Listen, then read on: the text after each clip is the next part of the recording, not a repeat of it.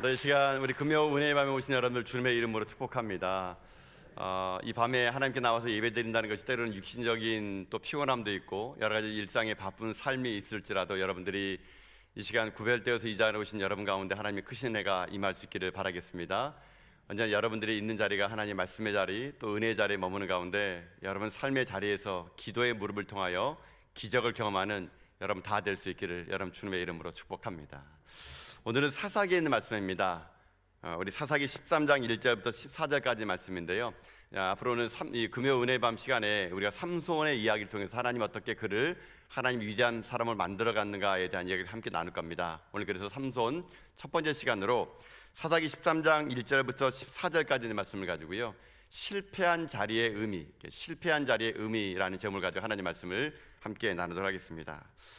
삼손에 관한 이야기입니다. 삼손, 성경에 보게 되면 상당히 많은 사람들의 이야기가 기록되어 있죠. 근데 삼손만큼 우리들에게 익숙하고 잘 이렇게 들은 이야기도 없을 겁니다. 삼손 하게 되면은 여러분 뭐가 먼저 제일 떠오르십니까? 삼손, 머리가 긴 사람, 그렇죠? 그래서 머리가 긴 사람들, 스포츠맨들 중에는 이 머리가 길면 다 삼손이라는 이 별명이 붙여졌던 것 같더라고요. 우리나라에도 그 축구 선수 중에 옛날에 그 삼손이라는 별명을 갖던 축구 선수가 있습니다. 여러분 누군지 아십니까? 김주성. 모르시는군요. 네, 김주성 선수가 있는데 그 김주성 선수가 삼손이었어요. 그래서 막 그 친구가 삼손이라 이름을 가지고 골 넣고 막 그러면은 막 대단하게 박수갈채를 보내고 그랬던 사람이 있습니다. 네, 제가 145에서 내려와가지고 잘 모르는 것 같은데 시대가 많이 차이가 나는 것 같아요. 하여튼 김주성 선수가 삼손이었어요. 막. 그리고 그만큼 이제 머리가 긴 사람들을 얘기할 때 힘있고 머리가 길면은 삼손 이렇게 얘기를 했다습니다. 또 우리 주변에도 보게 되면은 여러분 여행용 가방 중에 샘소나이트 아시죠? 샘소나이트도 원래 삼손이에요. 삼손족이 샘소나이트 돼가지고요, 삼손처럼 강하고 질기다 그래가지고 이 샘소나이트 회사 이름도 삼손이라는 이름에서 따가지고요 그 가방 이름을 지을 정도였던 겁니다. 어쨌거나 삼손은 우리들에게 이야기가 너무 친숙합니다. 삼손 하게 되면은 맨손으로 사자를 죽이고 나귀턱뼈로 1000명을 무찌르고 또 블레셋에 있는 가사의 성물을 뜯어가지고 산꼭대기까지 올라가고 또 삼손과 관계된 여자가 누굽니까? 들릴라. 그러니까 이제 나중에는 영화가 나오죠. 삼손과 데릴라라는 영화가 나올 정도로 삼손은 우리 가운데 익숙합니다. 그래서 많은 사람들이 삼손 하게 되면요 첫 번째 이미지가 힘이 강한 사람, 능력 있는 남자 이렇게 얘기할 수 있다는 것이죠. 그런데 안타깝게도 그 삼손은요 그렇게 육체적으로는 강하고 힘이 있었을지 모르지만 그의 영적인 삶은 그와 정반대의 인생을 살 수밖에 없었다는 것입니다. 그래서 그의 인생이 왜 그렇게 될 수밖에 없었을까? 하나님이 그에게 참으로 많은 은사를 주시고 힘을 주시고 능력을 주셨는데 여러분 삼손의 마지막 결론은요 그가 비참하게 생을 마감하게 됩니다. 그러면 우리가 이제 삼손의 이야기를 통해서 우리는 무엇을 하나님이 이 밤에 우리에게 주기 원하시는가? 여러분 삼손은요 이 사사기 시대의 12번째 사사인데요, 사사기가 총 21장으로 구성되어 있는데 그 중에 제일 많은 무려 4장에 걸쳐서 이 삼손의 이야기를 기록해 놓은 것은 삼손의 이야기가요 우리의 이야기이기 때문에 그런 겁니다. 앞으로 이제 우리가 삼손을 통하여 여러분들 삶에도 삼손 같은 그런 이미지는 없는지, 또 우리는 삼손 같은 실수를 하지 않으려면 어떠한 인생을 살아야 될 것인가를 우리가 오늘 이제부터 시작해서 금요일 밤마다 모일 때마다 그 은혜를 함께 나누는 가운데 전 여러분의 인생이요 하나님 주신 귀한 달란트와 은사를 가지고 하나님께 쓰임받는 그런 믿음의 성도 다 될 수 있기를 주님의 이름으로 축복합니다. 그 삼손의 이야기를 시작하게 되면은 삼손은요 이 사사기 13장부터 이야기가 시작되는데 이야기 시작은 그의 이야기로부터 시작되지 않고요 그의 부모님의 이야기로부터 시작이 되게 됩니다. 근데 그의 부모님의 이야기 시작부터 시작되는 이 이야기는요 아주 자그마한 이야기로 시작되게 됩니다. 본문에 보게 되면은 이스라엘에 힘없고 아주 작은 지파가 있었는데 단지파였습니다. 그 단지파의 마노아와 그의 아내의 이름은 기록되지 않았습니다. 마노아와 그의 아내의 이야기로 시작되는데 그 이야기의 시작이 참 비참하게 시작하게 됩니다. 어떻게 시작되느냐? 여러분 2절 말씀 한번 볼까요? 2절 말씀. 2절 말씀만 같이 읽겠습니다. 2절입니다. 시작. 소라 땅에 단지파의 가족 중에 마노아라 이름하는 자가 있더라. 그의 아내가 임신하지 못함으로 출산하지 못하더니 아멘. 성경은 삼손의 이야기를 시작할 때 삼손으로부터 시작하지 않고 그의 부모님의 이야기로 시작되는데 그의 부모님의 이야기가 무엇이냐? 마노아가 있었고 마노아의 아내가 있었는데 그 가정은 임신하지 못했다는 것입니다. 이게 뭐 대단한 일이나라고 생각할지 모르겠지만요, 그 당시에 고대 사회에서 여자가 임신하지 못했다, 아이가 없다, 이거는요 그 당시에는 인생이 실패 인생으로 얘기할 수 있을 정도로 아이가 없는 건 수치였습니다. 수치. 그러니까 삼손의 이야기는요 그의 어머니, 아버지의 고통으로부터 이야기가 시작된다는 겁니다. 많은 사람들이 삼손의 부모를 생각했을 때 아마 그의 집을 볼 때마다 어떻게 저 집에 저주를 받아가지고 여자가 애를 못 낳을까, 어떻게 저 집안에 저렇게 실패한 인생이 되었을까, 아마 누구나 이 삼손의 가정을 볼 때마다 마음이 안타까워하고 그 속에서 그 가정 속에 무슨 죄악이 있었을까 이렇게 쳐다보는 그런 인생으로 삼손의 부모님은요 이야기가 시작이 된다는 것입니다. 그 당시에 아들이라는 것은요 재산이었습니다. 그러니까는 사람들마다 아들이 많이 있다는 것은 힘이 있는 것이고, 아들을 많이 거느리고 있다는 것은 그만큼 먹일 수 있기 때문에요 부자란 뜻이거든요. 근데 그런 상황 속에서 아이가 없다는 것은 참으로 슬픈 일입니다. 우리나라도 뭐 옛날에 그랬던 것 같아요. 조선시대 때는 여러분 우리나라도 어딨습니까? 아들을 못 낳으면은 칠거지악이라 그래가지고 쫓겨나지 않았습니까? 뭐 최근에도 여러 번 세대는 그런 것 같습니다. 제가 신방 가보니까 제 가족 관계를 이렇게 물어보거든요. 그럼 막 일남 육녀 막 이렇게 합니다. 일남 육녀. 그럼 제가 얘기하죠. 막내가 아들이군요. 그럼 어떻게 하셨어요? 일남 육녀면 대부분의 막내가 아들일 겁니다. 아들 낳으다가 딸만 낳은 거예요. 여러분 그런 집안의 특징은요 가면 갈수록 여자 이름이 남자 이름 됩니다. 그러니까 미리 아빠들이 이름을 지어놓은 거예요. 삼식이 무슨 식이. 그래서 딱 태어났는데 딸이에요. 그러면 아빠가 어떻게 하지 않습니까? 그냥 그대로 호적 걸립니다. 그래서 이게 남성스러운 여성들의 이름 보면 대부분 이 딸이 많고 막내가 아들일 확률이 많은 것 같아요. 그래가지고 뭐 태어나게 되면 어떤 분은요 그렇게 불리더라고요. 아들을 기대했는데 딸이 난 거예요. 7번째 딸인 거예요. 그러니까 딸 이름을 아주 그냥 아이고 이 섭섭아, 이 섭섭이로 섭섭아, 섭섭이로 불러가지고 평생 동안 자기 이름이 섭섭인 줄 알았대요. 막 아빠가 섭섭해가지고 딸 이름을 섭섭이라고 짓고 막 그런 시대를 살았던 거죠. 이스라엘도 마찬가지였습니다. 고대 사회에 남자를 못 낳는다는 건요 집안의 수치였습니다. 수치. 삼손의 이야기는요 바로 이렇게 시작됩니다.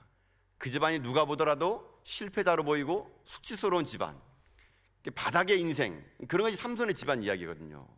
근데 많은 사람들이 삼손의 집안의 이야기를 시작할 때 삼손의 가정 보면서 어떻게 저 집안이 저랬을까라고 혀를 찰 그때에 하나님은요 그게 아니라는 겁니다.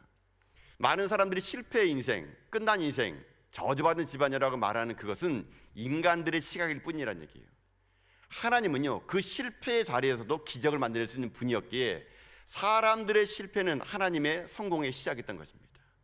그래서 하나님은요 이 실패의 가정에 새로운 하나님의 꿈을 이게 불어넣게 됩니다. 그게 바로 삼손의 출생이었던 겁니다. 저는 그래서 이제 사사기 13장을 통해서 우리가 오늘 이 밤에 함께 살펴볼 것은 그런 겁니다. 여러분 삶에도 실패하셨죠? 혹은 실패자라고 여러분 불리고 있습니까?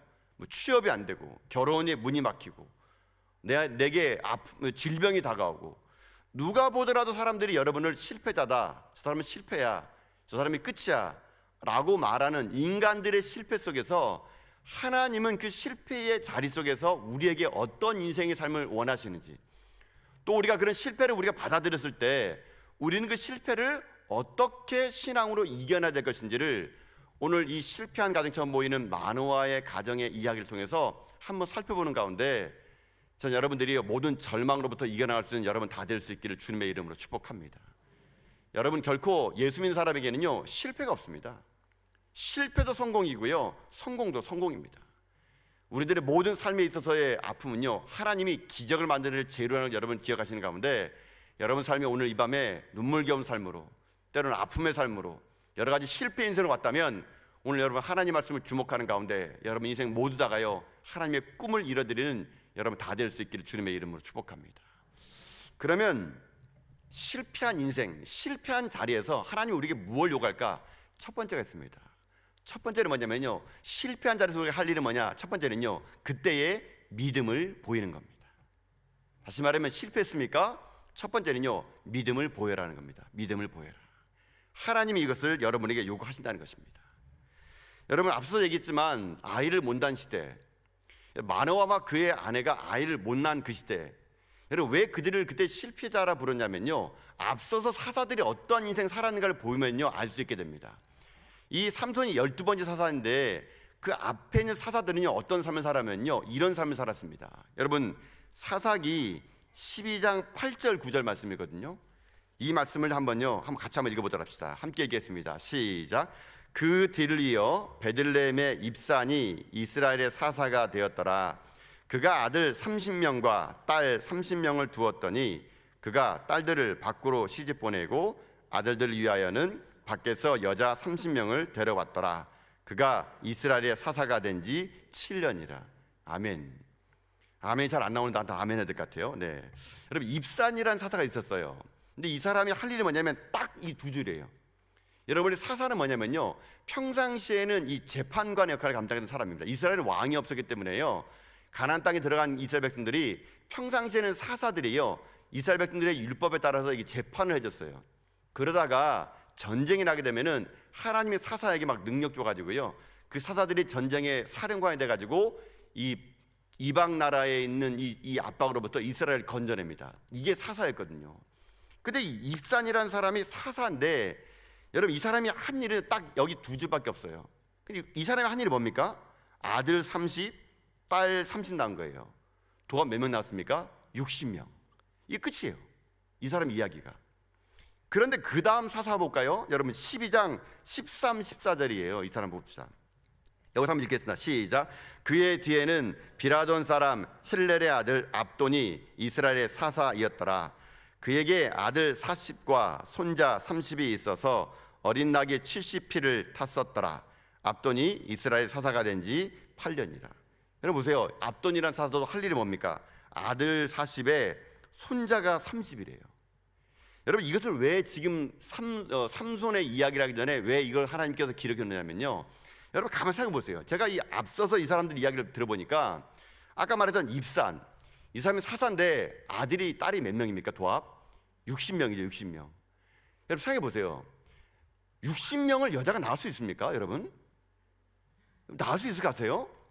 여러분 가임기 여성이 60명의 아들을 낳으면 이건 있을 수가 없는 겁니다. 제가 생각해봤어요. 그러면 쌍둥이로 치자. 쌍둥이를 낳다 치자. 매년마다 쌍둥이로. 쌍둥이를 쳐도 60명 낳으면 몇 년 걸립니까? 30년.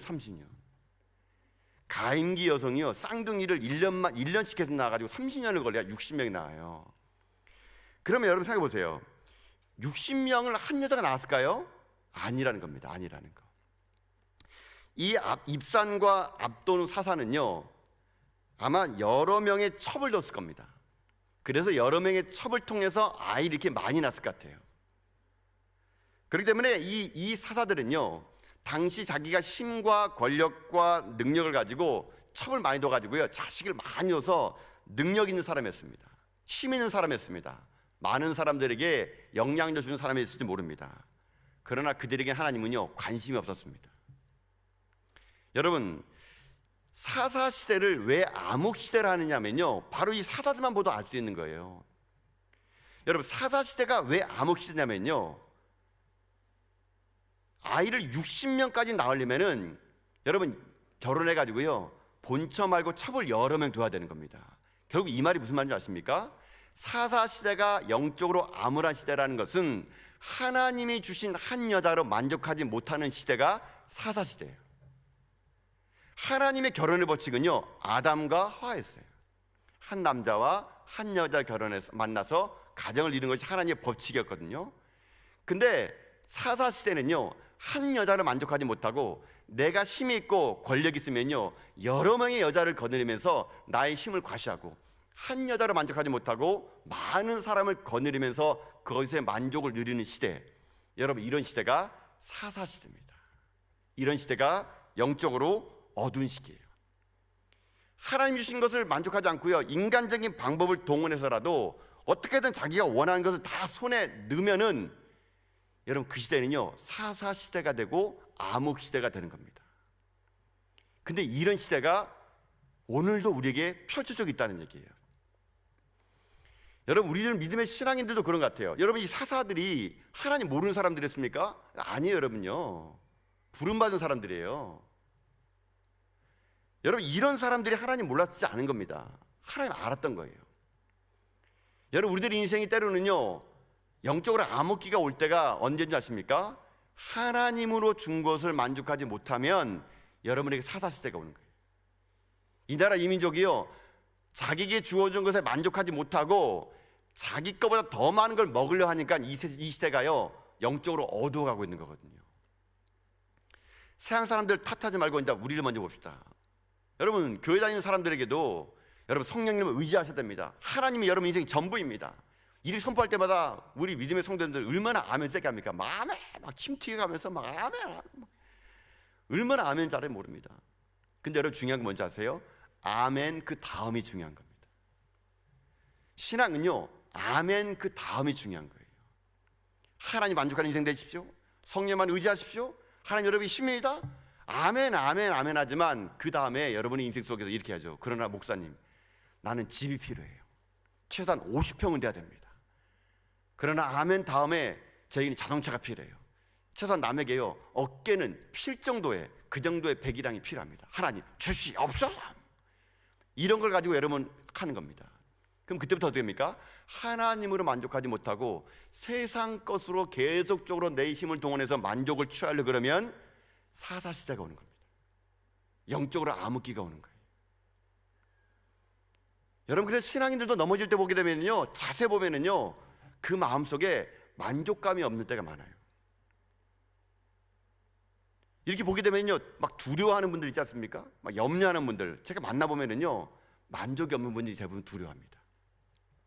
제가 볼 때는 이만큼은 잘 사는 것 같아요. 이만큼 괜찮은 것 같습니다. 근데요 더 많은 욕심, 더 많은 걸 하고 싶은 마음, 만족하지 못하고 자기의 능력이 있을 때, 힘이 있을 때 더 많은 걸 누리려 할 때, 여러분 뭐 더 많이 누리는 건 나쁜 건 아닙니다. 그러나 내가 취하는 게 아니라 하나님이 주시는 복으로 여러분 누리는 것이 그게 맞는 거예요. 지금 이 사사시대는요 어떻게 하든지 내 힘으로요 하나는 만족 못하는 거예요. 여자 한 명으로 능력 가지고 모든 여자를 다 동원해서 내 힘을 자랑하는 그런 시대에 누가 사는 줄 아세요? 마노아가 살았어요. 마노아와 그의 아내는요 그러면 첩을 못 뚫는 사람이었습니까? 뭐 그 사람들의 머리는 무슨 뭐 모자만 쓰는 머리입니까? 다 머리 굴리지 않은 사람이거든요. 첩을 동원해서 아들 딸 낳을 수 있어요. 근데 마노아는 안 했다는 얘기예요. 마노아와 그의 아내는 그 시대의 풍조를 따르지 않고 하나님의 뜻이 있겠지, 내게 없다면 하나님 무슨 뜻이 있겠지, 기다리고 기다리고 기다린 거예요. 이것이 뭔지 아십니까? 이게 믿음이에요. 믿음은 기다림입니다. 하나님이 일했을 때까지 기다리는 거, 이게 믿음이에요. 여러분, 그렇기 때문에 여러분 인생 속에 실패한 것처럼 보이고요, 지금 넘어진 것처럼 보이고요, 여러분 인생 속에 사람들이 넌 끝이구나 라고 말할 그럴 때 여러분이 해야 될 일은요, 그때가 인간이 제일 약할 때거든요. 여러분 실수하고 실패할 때는요 여러분이 스스로가요 인간적인 방법을 막 동원하고 싶어 해요. 인간적인 방법을 동원하고 싶을 때가, 유혹이 제일 많을 때가요 실패할 때입니다. 넘어질 때예요. 그래, 내가 이렇게 정직하게 돈 벌어가지고 세금대가 무슨 필요가 있겠냐, 적당히 눈치 보면서 나도 남들처럼 해야겠다. 그래, 내가 뭐 대단하다고, 내가 그 신앙 지킨다고 이럴 필요 있겠니? 아무도 모르는데 적당히 살아가자.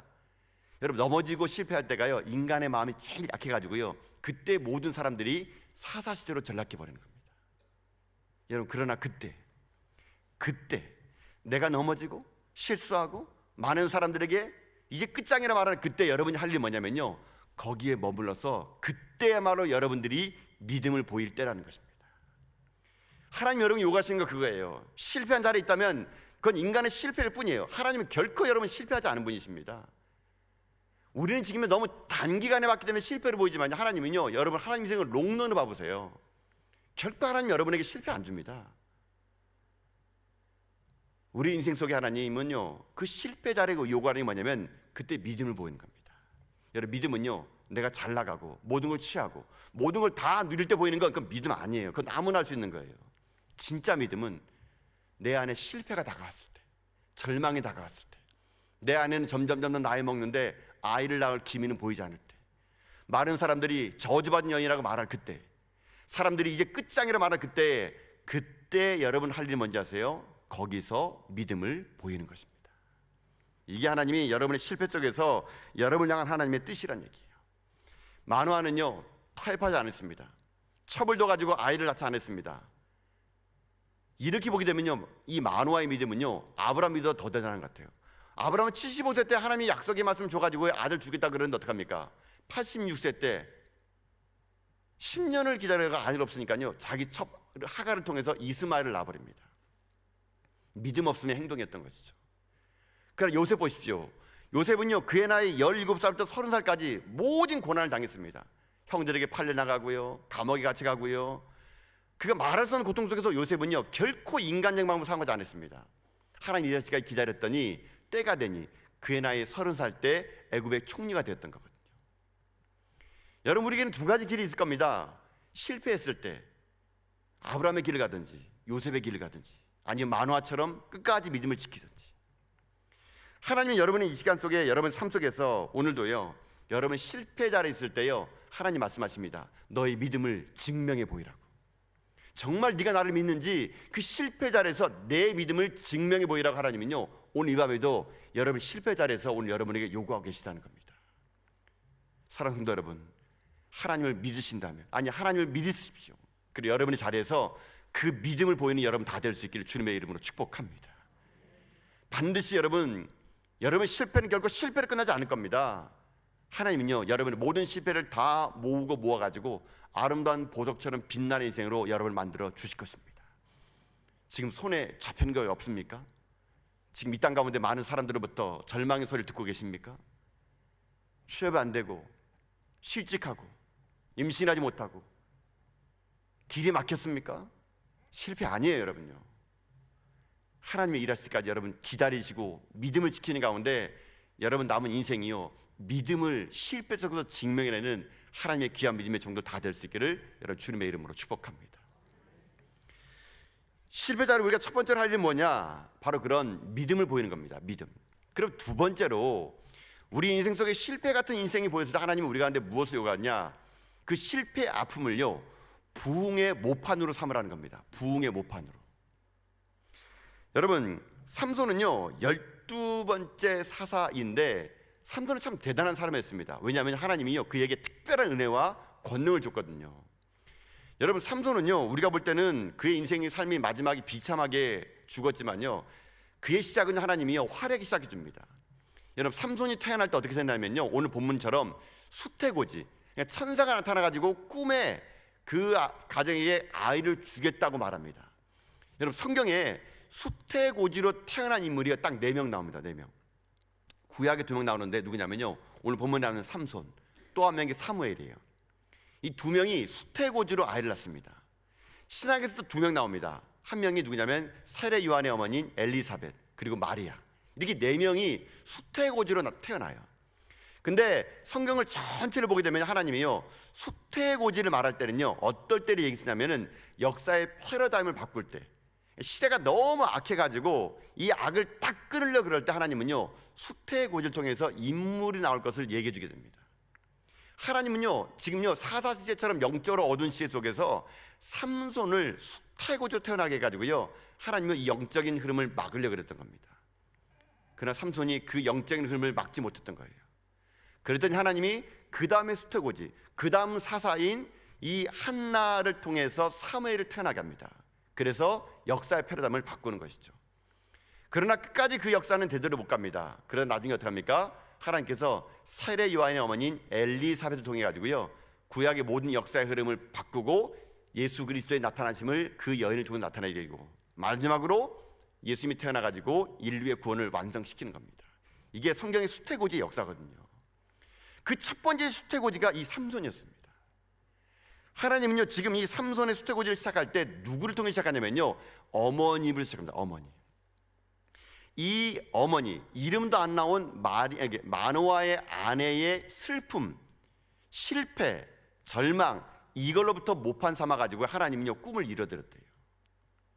여러분, 그래서 저는 이 땅의 삶을 살아갈 때 하나님이 일하실 때요 하나님의 그 종들 뒤에는요 믿음의 어머님들이 꼭 있었습니다.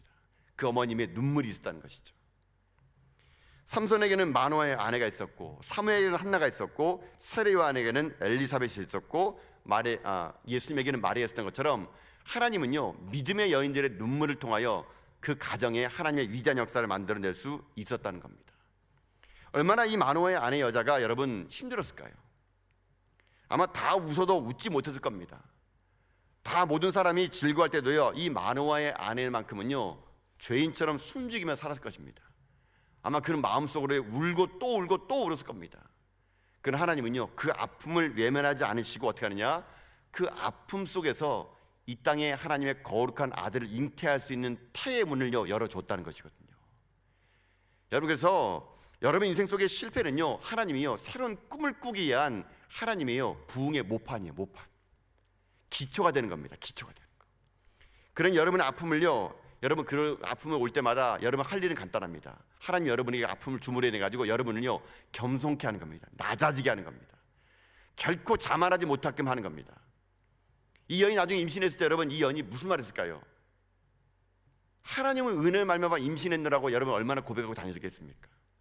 하나님은 그것을 준 겁니다. 이 마노아의 아내에게 그 실패를 모판 삼아 은혜가 무엇인지, 하나님의 꿈이 무엇인지를요 이 여인의 눈물을 통해서 이루어졌다는 것이에요.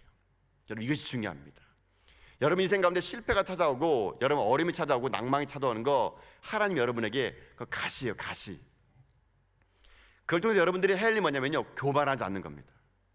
나중에 하나님이 모든 일을 다 이루어졌을 때 여러분들이요, 이거 내가 오랫동안 기도에다가 얻었다고, 내가 이것을 정말로 믿음으로 지켰더니 이걸 줬더라고 여러분에게요 자랑치 못하도록, 때로는 여러분의 슬픔 속에서 하나님은요 가시를 준 겁니다. 가시를.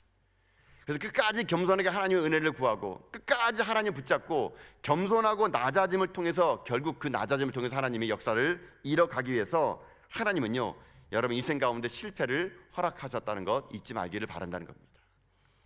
우리 주변에 보게 되면은 저도 그런 분 참 많이 봤던 것 같습니다. 정말 모든 건 뛰어난 것 같아요. 사회적으로 성공하고 엘리트이고 정말 잘 나가는데 정말 그 정도 사람인데도 불구하고 겸손한 분이 계시더라고요. 그런 분에게는요 인생의 가시가 있었던 분입니다. 그런 분을 만나보게 되면 꼭 하나님이 한 번요 만졌던 경험 있는 분들이에요. 그런 분들은요 아무리 높은 자리에 올라간다 하더라도요 교만하지 않습니다. 그런 사람이 높은 자리에 올라가면 올라갈수록 더 겸손하게 살아갑니다. 제가 일전에 한번 그런 분을 만난 적이 있는데요, 뭐 교회 오실 때마다 막 허름하게 옷을 입고 오고 교회 오면은요 아무 말도 안 하고요, 뭐 그냥 교회 봉사할 때마다 정말 허대는 일 막 하면서, 저는 저분이 무슨 일을 하나 직장에서 그냥 어디서 그냥 일용직 노동자인가 막 그 정도 생각해가지고 나중에 신방을 가봤더니 세상에나 어마어마한 기업의 회장 아니었겠습니까? 가봤더니 오라는데 가봤더니 제가 잘못 간 줄 알았어요. 무슨 큰 빌딩에 갔는데요 그분이 거기 맨 꼭대기 있더라고요. 저는 거기서 용역하는 줄 알았어요. 그분이요 경비수시나. 알고 봤더니 거기 회장이에요. 회장이요. 그래서 제가 그분하고 이런저런 얘기 나눠보니까 그분의 가시가 있더라고요. 가시. 교만하지 않게 가시. 자기가 실패했을 때 하나님 만났던 이야기, 자기는 평생 그걸 잊지 못한대요. 그래서 자기는 지금 자기가 살고 있는 모든 것 누리는 것이 그냥 하나님이 거저준 거기 때문에 자기는요 하나님의 은혜 아니면 살 수 없다고 고백하면서 그 옛날의 실패의 자리를요 계속 잊지 않으려고 노력하더라고요. 참 정말로 신앙인으로서 훌륭한 분이라고 생각이 듭니다. 여러분 이 험난한 시대 속에서 하나님이 여러분에게 실패를 준 건요 그거 여러분 그냥 눈물 주고 싶은 거 아닙니다. 그것을 통해서 하나님이 여러분에게요 꿈을 줄 겁니다. 여러분이 크게 성장할 수 있는 모판을 만들어 줄 겁니다. 그때 여러분 잊지 마십시오. 그 실패 자리에서 하나님이 나를 키웠다는 그 마음, 실패 자리에서 이것이 내가 하나님 앞에서 쓰임받았다는 그런 은혜의 역사라는 거 잊지 마시면서 여러분이요 그 실패 자리에서 나를 만들어갈 하나님을 기대하며 나간 여러분 될 수 있기를 주님의 이름으로 축복합니다. 하나님은 여러분 살아계십니다. 그 하나님은 여러분의 실수를요 실패를요 부흥의 모판 삼아가지고 큰 나무로 만드시고 큰 역사를 만들기 위해서 여러분이 더 낫게 해가지고 여러분이 자랑치 못하도록, 교만치 못하도록 철저하게 하나님만 의지하는 인생 되게 만들어가지고 마침내 하나님은 여러분의 꿈을요 만들어가 주실 것입니다. 마노아의 아내의 눈물, 그것은 이 땅에 삼손을 태어나게 한 하나님의 부흥의 모판인 걸 잊지 마시면서 여러분 삶이 이 땅에 그 수고와 눈물이 그저 헛된 것이 아니라 반드시 하나님이 그걸 통해서 큰 일을 이룰 것을 기대하는 여러분 다 될 수 있기를 여러분 주님의 이름으로 축복합니다. 마지막 하나, 이 실패 통해서 우리가 배우는 게 뭐냐면요, 첫 번째는 믿음을 여러분 지키라 그랬습니다. 두 번째는 그 실패가 부흥의 모판이라 그랬습니다. 마지막 이 실패 자리에 하나님이 우리에게 요구하신 건 뭐냐면요, 하나님만을 의지하라는 겁니다. 하나님만을 의지하라고. 그걸 어떻게 할 수 있냐면요, 여러분 오늘 말씀 여러분 4절 5절 말씀 봐보세요. 4절 5절 말씀. 4절 5절 말씀 볼까요? 함께 읽어봅시다. 4절 5절 시작. 그러므로 너는 삼가서 포도주와 독주를 마시지 말지며 무릇 부정한 것을 먹지 말지니라. 보라, 내가 잉태하여 아들을 낳으리니 그 머리에 삭도를 대지 말라. 이 아이는 태에서 나옴으로부터 하나님께 바치운 나실인이 됨이라. 그가 블레셋 사람의 손에서 이스라엘을 구원하기 시작하리라. 아멘. 여러분, 지금 삼손이 태어나기 전에 이 천사가 이 마노아의 아내에게 얘기합니다. 세 가지를 얘기하죠. 포도주와 독주를 마시게 하지 말고, 부정한 거 만지게 하지 말고, 머리에 삭도를 대지 말라. 여러분, 이 말이 뭐냐면요, 민수기 6장에 나와 있는 나실인 규례입니다. 나실인은 어떤 사람이냐면요, 하나님께 드려진 자예요. 하나님께 드려진 자. 하나님께 드려진 자가 나실인인데, 원래 히브리 말은 나자르입니다. 나자르란 말의 뜻이 뭐냐면은 분리되었다, 나뉘었다, 이런 뜻이 나자르입니다. 좀 더 성경으로 얘기하면요, 거룩한 사람, 이게 나실인입니다. 나실인은 세 가지 하지 말아야 됩니다. 술 마시면 안 되고요, 머리에 삭도를 대면 안 되고요, 머리 자르지 말라는 얘기예요. 그 다음에 시체 만지면 안 됩니다. 여러분, 이것이 나실인은요, 금방요 이런 때문에 티가 납니다. 여러분, 상상해 보시죠. 만약에 나실은 절대 머리 자르면 안 되기 때문에 그는요, 머리가 아마 엄청 길 겁니다. 그러면 이렇게 지나다닐 때 머리 긴 남자 보면 다 나실인. 그리고 어떻게 합니까? 그들은 자기의 거룩을 지키기 위해서 시체를 만지지 않습니다. 자기의 거룩을 지키는 것이죠. 또 하나 뭐냐? 그러니까 시체를 만지지 않는 것이고, 또 하나는 술 마시지 않는 거예요. 저는 제가 볼 때 이 술 마시지 않는 건 포도주와 독주를 맞는 게 무슨 나실인과 관계가 있을까 생각하는데요, 하나님은 술 마시지 않음으로 인해 가지고 나실인, 하나님께 드려진 자가 이 땅의 힘을 의지하지 말고 하나님만을 의지하기를 말씀하고 있다는 것이죠. 여러분, 술이라는 게 그런 겁니다. 여러분, 술을 마시게 되면 어떻게 되냐면요, 사람이 용기가 없고 힘이 없을 때 술 기운으로 여러분을 많이 합니다. 여러분 아시죠? 경험이 있으셔도 알지 않겠습니까, 여러분? 뭔 일 할 때 막 술 기운 했다고 막 그런 거. 여러분, 세상 사람들이 힘이 없을 때요, 술의 힘을 의지합니다. 괴로워도 술의 힘을 의지하고, 약할 때도 술의 힘을 의지하고, 뭔가 술의 힘을 의지해가지고 자기 자신 나약함을요, 술 때문에 뭔가를 하려고 합니다. 그렇기 때문에 하나님 말씀하십니다. 술 취하지 말라. 이는 방탕한 것이니 오직 성령의 충만함을 받으라고요. 여러분, 실패의 자리가 되면요, 왜 위험하냐면요, 술의 힘을 의지하는 것처럼 세상 힘을 의지하고 싶어 하는 거거든요. 술의 힘을 의지한다는 것은 세상 것을 의지하고 싶은 거거든요. 하나님이요, 그렇게 하지 말라는 얘기예요. 실패의 자리가 됐을 때, 고난의 자리가 왔을 때 세상 힘 의지하지 말고 성령의 힘을 의지하며 살아가라. 이게 실패의 자리에 하나님 여러분 요구하시는 마지막 힘이라는 얘기예요. 여러분, 지금 쓰러진 적 있습니까? 넘어진 적 있습니까? 어떻게 일어났습니까? 여러분, 오직 주님밖에 없습니다, 그런 마음을 이겼습니까? 아니면 넘어지자마자 나 도와줄 사람 찾고 다니지 않습니까? 누가 도와줄까? 나의 절망스러운 상계 속에서. 여러분 쓰러지고 넘어질 때 하나님께 나와서 먼저 기도한 적 있습니까? 아니면은 전화기 들고 누구에게 먼저 전화했습니까? 여러분, 실패 자리에 가게 되면요, 누구나 그런 유혹받아요. 사람의 힘을 의지하고 싶은 거. 이게 술의 힘이거든요. 나실인에게 술 마시지 말라는 건요, 늘 언제나 하나님의 힘을 의지하라는 것이 세상의 힘을 의지하지 말라는 얘기입니다. 여러분, 실패했습니까? 지금 넘어졌습니까? 지금 혹시 사람 찾고 다니십니까? 여러분, 아니란 얘기예요. 실패하면 할수록 사람 찾지 마시고 더 하나님을 의지하고 붙잡은 자리가 될 때, 여러분, 그 실패 자리가 여러분 가운데요, 성공의 자리가 될 수 있다는 얘기예요. 왜 우리는 실패했는데도 왜 자꾸만 계속 실패할까요? 가만히 여러분 돌아보세요. 내가 누구를 더 의지했는지. 그저 기도하면서 하나님이 기도 들어주면 뭐 좋은 거고, 안 들어주면 뭐 내가 누구 찾아가가지고 부탁하면 되지 뭐.